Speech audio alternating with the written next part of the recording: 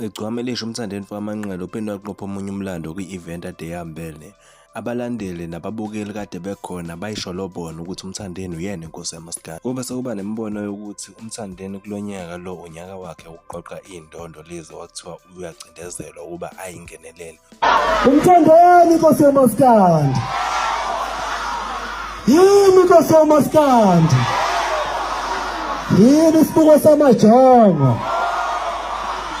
yimi uthisha wabo, yimi inkosi yabo. Sajama emoyeni ke uthi sa, ayisimuthisa, ayisimuthisa. Yey, umntwana wekephiza kasho ukuthi sa isandla